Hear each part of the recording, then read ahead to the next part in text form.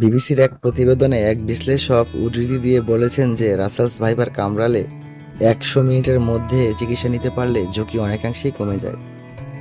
Cobra বা কেউটে কামড়ালে অনেক সময় টেরও পাওয়া যায় না, কিন্তু রাসেলস ভাইপার কামড় দিলে জায়গাটার সাথে সাথে ফুলে যায় এবং সাপটি চলে যায় না। এজন্য কামড় দেওয়ার পর সাপটা দেখা যায় বলে রোগী বা রোগীর অন্যরা নিশ্চিত করতে পারে।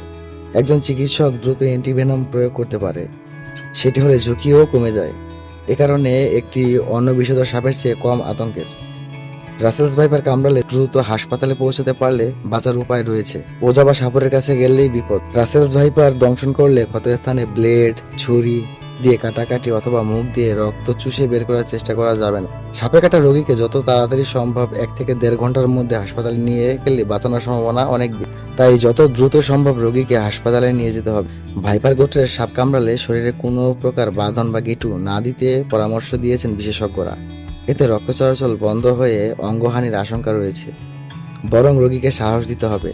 কামড়ের জায়গা বা অঙ্গ কম নড়াচড়া করতে হবে, যাতে বিষ দ্রুত ছড়িয়ে না পড়ে। রাসেলস ভাইপারের সম্প্রীতি বিস্তৃতির পেছনে পরিবেশের ভারসাম্যহীনতার কথা বলেছেন অনেকে। জমি বা ক্ষেতে এই সাপ ছড়িয়ে পড়ছে বলে ধারণা করা হয়।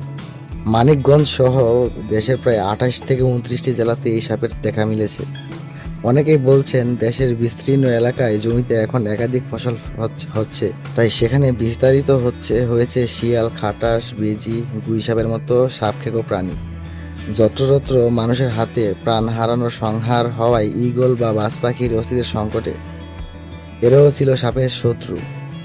এদিকে গোকরা বা কিউটে প্রজাতির সাপও বিপন্ন হয়ে চলেছে।